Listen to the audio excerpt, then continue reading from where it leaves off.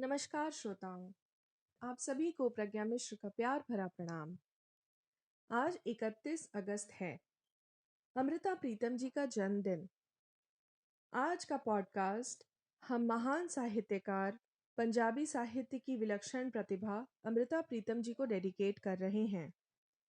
पंजाबी की सबसे मशहूर महिला लेखिका अमृता प्रीतम ने करीब 100 किताबें लिखीं। उनकी आत्मकथा रसीदी टिकट की खूब चर्चा भी रही है। वे पद्म विभूषण से भी सम्मानित लेखिका हैं। पंजाबी साहित्य की विलक्षण प्रतिभा संपन्न लेखिका अमृता प्रीतम केवल पंजाबी की ही नहीं बल्कि भारतीय साहित्य की अमूल्य निधि हैं। प्रेम को जीवन का मूल स्रोत मानने वाली अमृता का साहित्य मनुष्य की स्वतंत्रता का प्रबल पक्षधर है। प्रगतिवादी और समाजवादी जीवन दृष्टि के साथ साथ अमृता के साहित्य में प्रकृति अपने विभिन्न रूपों में विद्यमान है। अमृता के साहित्य का मूल विषय समाज और मनुष्य के साथ जुड़े सभी सुख दुख हैं, लेकिन अमृता प्रीतम जी के सभी रचनाओं का केंद्रीय दर्द नारी है। परंपरागत समाज में नारी की दीनहीन स्थिति को चित्रित करने में अमृता प्रीतम विशेष सिद्धहस्त हैं। यहाँ तक कि वह नारी जाति की सारी पीड़ा से स्वयं को सृजित मानती हैं। पंजाबी की इस प्रसिद्ध साहित्यकार का जन्म 31 अगस्त 1919 को ज्ञानी करतार सिंह के घर गुजरावाला में हुआ। ज्ञानी करतार सिंह स्वयं एक अच्छे लेखक थे और रणजीत नागारा नाम की मासिक पत्रिका निकालते थे। जब अमृता प्रीतम जी की आयु महज 10 वर्ष थी, उसी दौरान उनकी माताजी का निधन हो गया, जिससे उनका बचपन बहुत ही एकाकी बीता। जब अमृता का जन्म हुआ, उससे पहले के दशक आधुनिक भारतीय इतिहास के संभावनाओं से भरे वर्ष थे। इन भारतीय इतिहास के संभावनाओं से भरे वर्षों में भारतीय अपने अधिकारों के प्रति चेतन और चेतना की यह लहर कुछ लोगों तक ही सीमित न होकर जन सामान्य तक पहुंच रही थी। भारत माता की स्वतंत्रता और सामाजिक क्रांति की लहर ने भारतीय लेखकों एवं शिक्षाविदों को बहुत प्रभावित किया था। यही प्रभाव अमृता प्रीतम जी के लेखन पे भी था। कला का विशिष्ट युग सामाजिक चेतना का युग था और इस युग का प्रतिनिधित्व हिंदी कथा सम्राट मुंशी प्रेमचंद कर रहे थे, जिन्होंने 1920 में अंग्रेजों की सरकारी नौकरी छोड़कर साहित्य में नवीन चेतना पैदा की। इस दौरान अमृता प्रीतम बड़ी हो रही थीं। इसी चेतना से प्रभावित होकर पंजाबी के सुप्रसिद्ध उपन्यासकार नानक सिंह और गुरबख्श सिंह ने भी लेखन प्रारंभ किया था। हिंदी, पंजाबी और उर्दू में लिखित इन सामाजिक चेतना के अद्भुत साहित्य को पढ़कर अमृता बड़ी हुई थी। 1 दिसंबर 1936 को अमृता प्रीतम जी का विवाह उनके बुआ के बेटे प्रीतम सिंह कवाजा के साथ हुआ, जो अनारकली लाहौर में अपनी दुकान चलाते थे। उनका एक पुत्र नवराज और पुत्री कंदला का जन्म हुआ।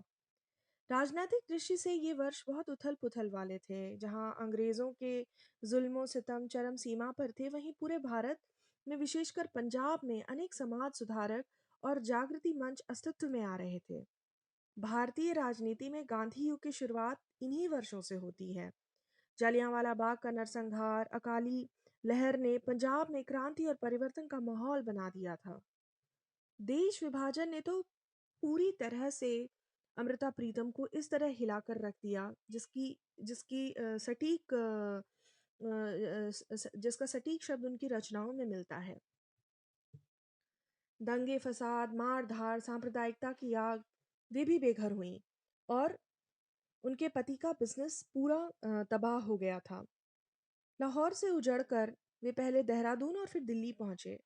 देश विभाजन ने संभवतः उनके कोमल मन पर इतना अधिक प्रभाव किया, उन्हें इस तरीके से घायल हृदय से उनकी जो सारी वाणी जो मुखरित होती है, वो लगभग एक घायल हृदय से मुखरित हुई वाणी ही है। वे वास्तव में जिस तरीके से उन्होंने विभाजन के दौरान की जो कथाएं, जो साहित्य, जो रचना की है उन्होंने और नारी की दुर्गति जो उन्होंने लिखी है, वे पंजाबी के साथ-साथ विश्व साहित्य की धरोहर हैं। अमृता प्रीतम बहुमुखी प्रतिभा संपन्न रचनाकार हैं। वे साहित्य के साथ-साथ और भी चीज़ों में जैसे फ़ोटोग्राफ़ी की कला में भी निपुण थीं। संगीत कला में विशेषज्ञता प्राप्त करने के लिए उन्होंने तारा चौधरी, असराज अहमद तथा पीने जैसे उस्तादों से संगीत शिक्षा प्राप्त की। उनके संगीत के कार्यक्रम ऑल इंडिया रेडियो, लाहौर की शोभा भी बने, जहाँ 19 काव्य संग्रह, 2 संपादित लोकगीत संग्रह, 3 अनुवादित काव्य संग्रह प्रकाशित हुए। वहीं गद्य के क्षेत्र में उनकी उपलब्धियां बहुत बड़ी हैं। उन्होंने 1 दर्जन से अधिक उपन्यास लिखे हैं।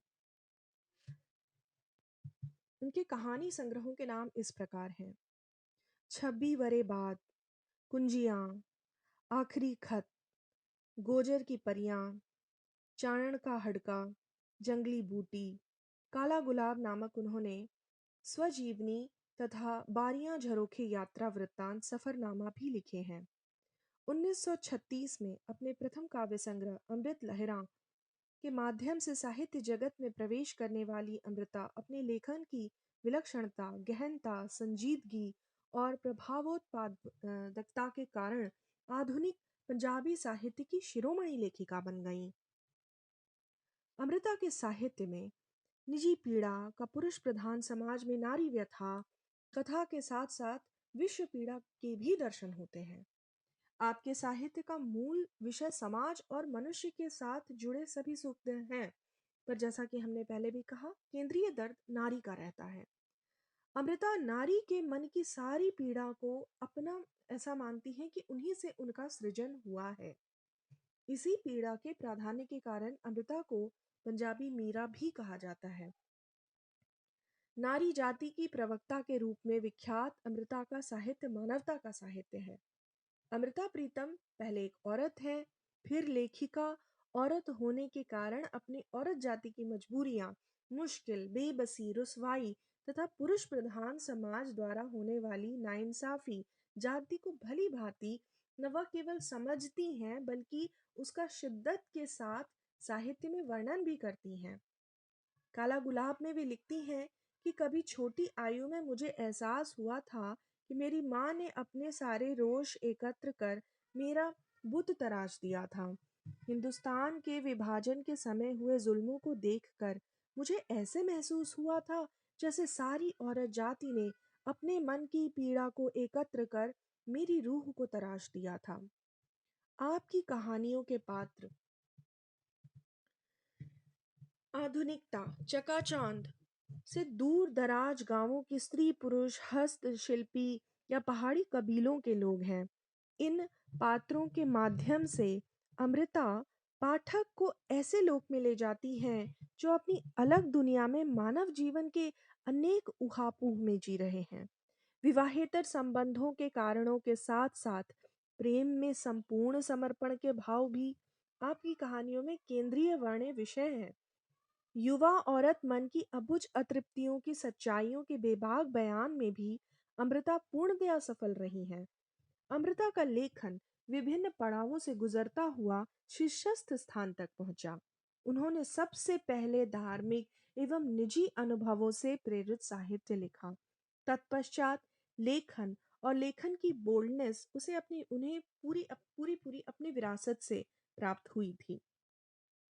उनके पिताजी ने कला के सभी उपकरण उनको सौंपे और उनको बताया कि काफिया कैसे मिलाते हैं, रदीफ कैसे मिलाते हैं, मात्राएं कैसे गिनी जाती हैं। उनका आरंभिक लेखन पूरी तरीके से परंपरागत एवं प्रचारात्मक है। जैसे जैसे उनके लेखन में गंभीरता आने लगी, उन्होंने अपने पिता के साथ साथ भाई वीर सिंह, गुरबख्श सिंह, प्रीत लड़ी के प्रेरणात्मक गद्य, प्रोफेसर मोहन सिंह के रोमांटिक भावों को का मतलब उनके ऊपर बहुत ज़्यादा गंभीर प्रभाव पड़ा। प्रगतिवादी विचारों से वे इतनी प्रभावित हुईं कि उन्होंने समाज की नाबराबरी के विरुद्ध अपनी अपनी पुरजोर आवाज बुलंद की। आप विश्व शांति आंदोलन से प्रभावित रहीं और विश्व बंधुत्व की भावना से अनुप्राणित भी हुईं। उर्दू कवियों के साथ साथ आप महान व्यक्तियों की जीवनियों और आत्मकथाओं से विशेष दिशा प्राप्त करती गईं, जिसमें Gorky, Tolstoy, B.H. Lawrence, Romain Rolland, Rousseau आदि प्रमुख हैं। अमृता प्रीतम के साहित्यिक पक्ष को उभारने में युद्ध, भूख, काल, स्वतंत्रता संग्राम, प्रेम, प्रकृति, ये सारे तत्व बहुत बहुत इम्पोर्टेंट दिखाई देते हैं।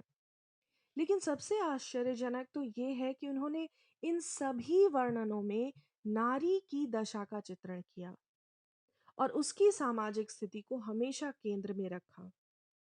कहा जा सकता है कि अमृता नारी जीवन की माइक्रो स्टडी करने वाली लेखिका हैं।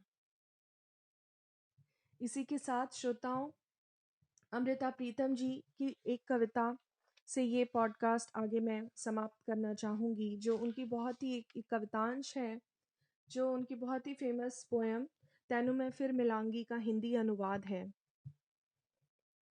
मैं तेनू फिर मिलांगी का हिंदी अनुवाद है, उसका छोटा सा अंश यहाँ प्रस्तुत कर रही हूँ। मैं तुझे फिर मिलूंगी, कहाँ कैसे पता नहीं, शायद तेरी कल्पनाओं की प्रेरणा बन। तेरे कैनवास पर उतरूंगी या तेरे कैनवास पर एक रहस्यमयी लकीर बनकर खामोश तुझे देखती रहूंगी। मैं तुझे फिर मिलूंगी, कहाँ कैसे पता नहीं, या सूरज की लौ बनकर तेरे रंगों में घुलती रहूंगी, या रंगों की बाहों में बैठकर तेरे कैनवास पर बिछ जाऊंगी। पता नहीं कहाँ किस तरह, पर तुझे ज़रूर मिलूंगी, मैं तुझे फिर मिलूंगी। बहुत बहुत धन्यवाद सभी श्रोताओं को। अपना मूल्यवान कमेंट हमारे पॉडकास्ट के लिए ज़रूर दें और लाइक शेयर सब्सक्राइब ज़रूर करें। प्रज्ञा का नमस्कार।